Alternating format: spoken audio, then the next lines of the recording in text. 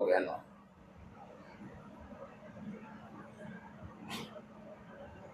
भगवती सूत्र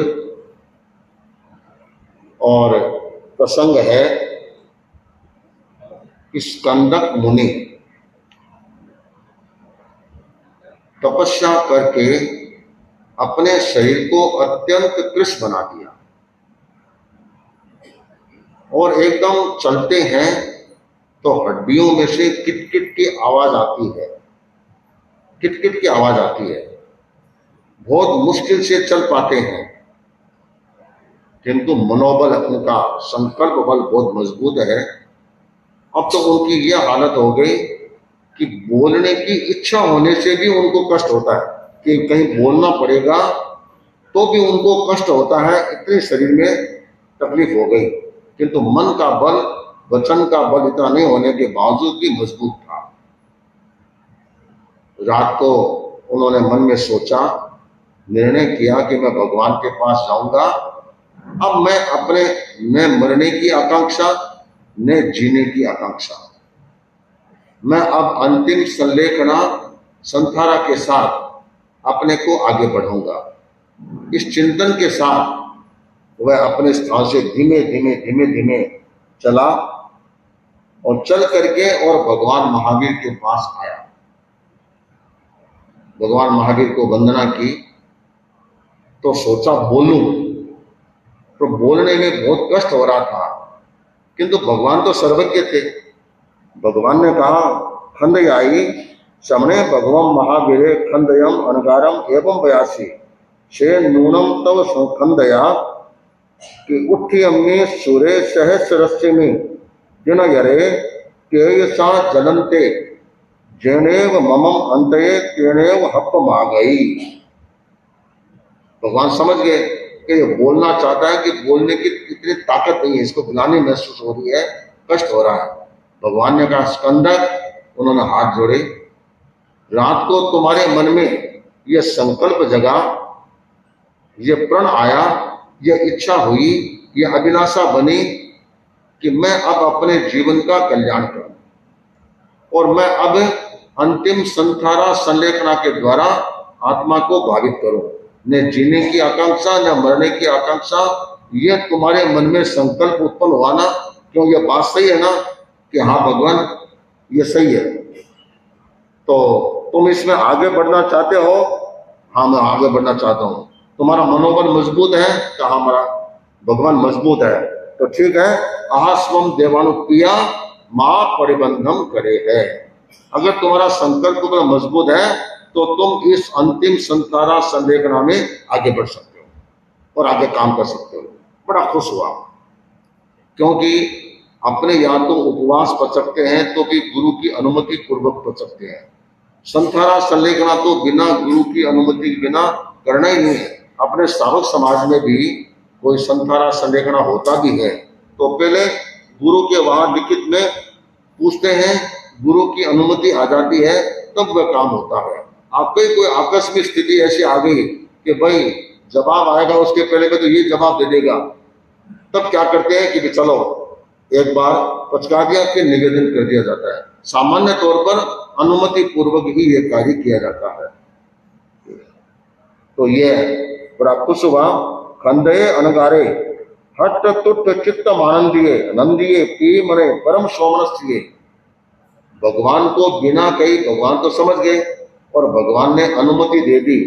इससे वह बड़ा हृष्ट पुष्ट हुआ, बड़ा संतुष्ट हुआ, बड़ा खुश हुआ, बड़ा आनंदित हुआ और उठ करके भगवान को वापस वंदना की। और वंदना करने के बाद फिर वह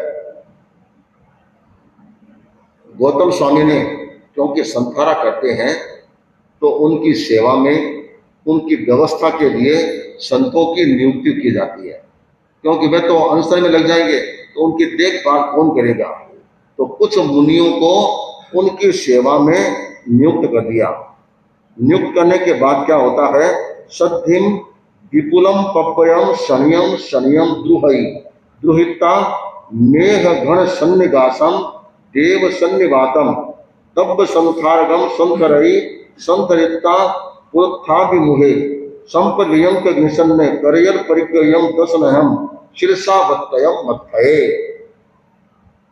क्योंकि भगवान उस समय में राजगृह नगरी में विराज रहे थे और राजगृह नगरी चारों ओर 5 प्रकार के पर्वतों से घिरा हुआ है, अलग अलग नाम है।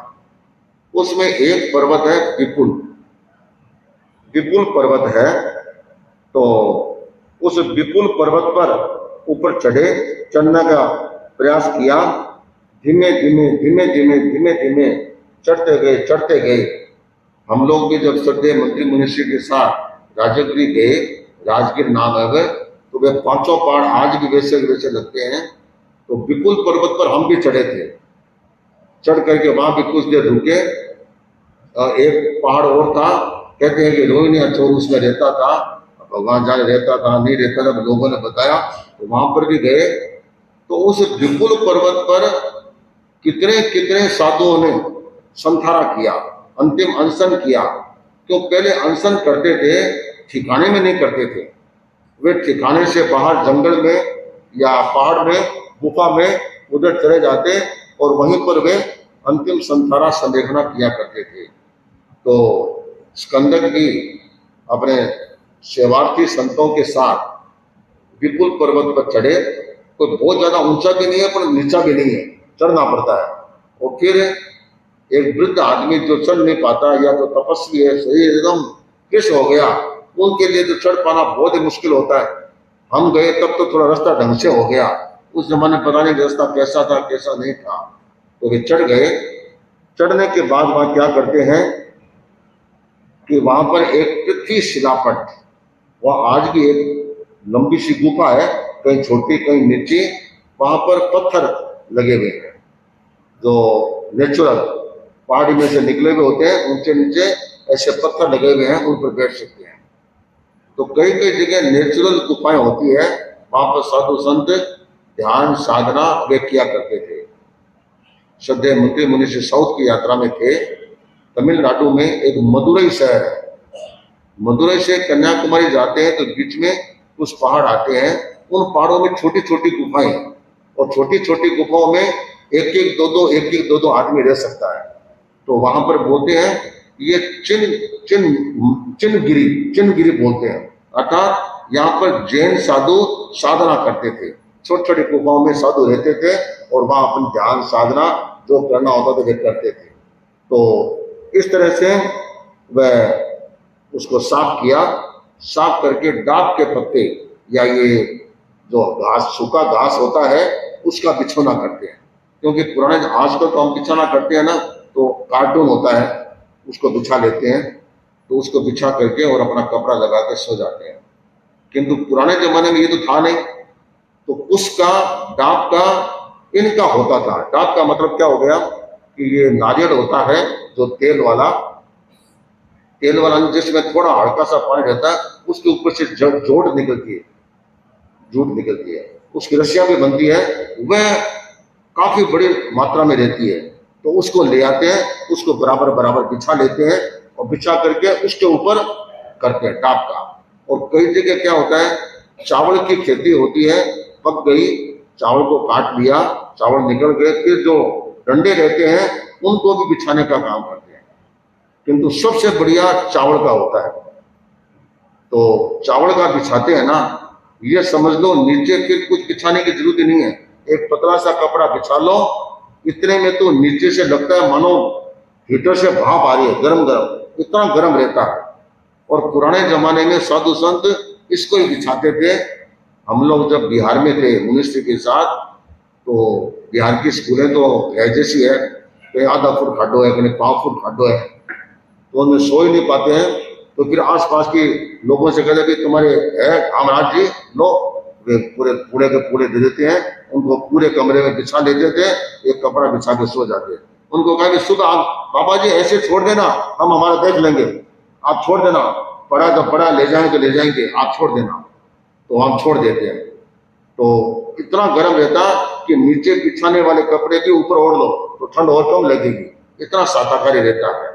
तो किंतु ये भी जानते हैं कि छोटे छोटे तिनके होते हैं, चुभ भी है हल्का सा, तो ये तो कोई आराम तो नहीं मिल रहा है, फिर भी नरम रहता है, काफी अच्छा रहता है। किंतु ये सोचते हैं थोड़ा बहुत चुभे तो चुभन दो, कम से कम गर्माश तो आ रही है ना, ये भी अच्छा है, तो ये भी ठीक है। पुराने जमाने में राजस्थान के गांवों में जाट लोग जो ओढ़ते थे तो एक कंबल ओढ़ते थे। कंबल कितना कड़क होता था, बहुत कड़क होता था, उसको अगर फुल्ली चमड़ी पर ओढ़े तो चमड़ी उधर जाए, ऐसे कंबल होते थे। तो पुराने जमाने में इस तरह की चीजें हुआ करती थी। तो ये घास का बिछौना किया, बिछौना करके और पूर्व दिशा की ओर, मतलब ये परंपरा है कि कोई भी संथारा पचकता है उसका मुंह पूर्व दिशा की ओर होना चाहिए, और पचकाने वाला कोई हो उसका मुंह उत्तर दिशा की ओर होना चाहिए। जैसे अभी आचार्य प्रवर दीक्षा प्रदान करते हैं, तो दीक्षा प्रदान करते हैं तो दीक्षा प्रदाता और दीक्षा लेने वाला दोनों में एक का मुंह उत्तर की तरफ और एक का मुंह पूर्व की तरफ होना चाहिए। कोई कारण से नहीं होता तो दीक्षा पचकाते हैं तब उनको उस तरह से मोड़ देते हैं। ये हमारा एक पुराना सिस्टम है, आगम के अंदर ये बात आई है। तो वहाँ उस बिछौने पर बैठा और बैठ करके और सबसे पहले दोनों हाथ संपुट, ये आंगली पर आंगली ऐसे पूरा मिला करके और वह मस्तक पर ललाट के ऊपर ले जाते हैं, ले जा करके और टिका करके बोले नमोत्तम अर्हंतानम भगवंतानम जाव सिद्धि गति नामधेयम प्राणम संपत्तानम नमोत्तम समरस्य भगवो महावीरस्य जाव सिद्धि गति नामधेयम प्राणम संपाभू कामानम। वह बैठे, उन्होंने अरहत भगवान को प्रणाम किया, सिद्ध भगवान को प्रणाम किया। उसके बाद श्रमण भगवान महावीर को नमस्कार किया और कहा कि मैं यहाँ बैठा हुआ भगवान महावीर को वंदना करता हूँ, और भगवान महावीर जहाँ विराजे हैं वे भी मेरे को देखें कि मैं यहाँ पर उनको प्रणाम कर रहा हूँ, नमस्कार कर रहा हूँ, वंदना कर रहा हूँ। और कहा कि मैं आपसे आज्ञा लेकर के आया हूँ, उस आज्ञा पूर्वक आपने आज्ञा दी तब मैंने प्राणादिपात आदि का त्याग साधुपन लिया तब लिया था, और आज पुनः मैं उनका आरोपण करता हूँ, वापस उन चीजों को वापस त्याग करता हूँ, जिससे मेरे भीतर में किसी भी प्रकार का शल्य न रहे, कोई भी दिक्कत न आए। और उसके आधार पर कहा अब मुझे जिंदगी भर के लिए असनम पानम खायमम सायमम, इन चारों का असन पान खादिम स्वादिम, इन चारों का यावत जीवन के लिए मृत्यु और जीवन से भी ऊपर उठ करके और मैं त्याग करता हूँ। और उसने त्याग कर दिए। त्याग करने के बाद फिर आता है तेनम से खंदय अनगारे समनस्य महावीर से तहारुवाणम अत्तानम जोशिता सठ्यम भत्ताई अनशनाय छेदेता आलोय परिकंते समाहि पत्ते आनुपुद्धिये काल गए। पहले भी एकदम शरीर को कृष बना दिया था, फिर भी पता नहीं अंदर में कौन सी ताकत थी। लगता नहीं कि एक दिन दो दिन भी निकालेंगे, किंतु उनका संथारा 1 महीने का है, 24, वह भी 24। मतलब अंदर में इतना पावर था, इतनी ताकत थी, शरीर दिखने में तो कुछ नहीं था। कई जगह अपन देखते हैं किसी को संथारा कराते हैं तो लगता है कि कुछ घंटारों काम है, कुछ घंटा कितने दिन निकल जाते हैं, बाद में पता नहीं कहाँ से ताकत आती है, कहाँ से बल आता है, कहाँ से पराक्रम जागता है कि उनका वह लंबा चल जाता है, होता है। इसी तरह इनका 1 महीने का संथारा आया और संथारा में समाधि पूर्ण स्थिति में उन्होंने अपना संथारा संपन्न करके और अंतिम सांस ली। जब अंतिम सांस ले ली तो उनकी सेवा में, ये भी एक बहुत सुंदर प्रक्रिया है, संत थे वे वहाँ पर कायोत्सर्ग किया।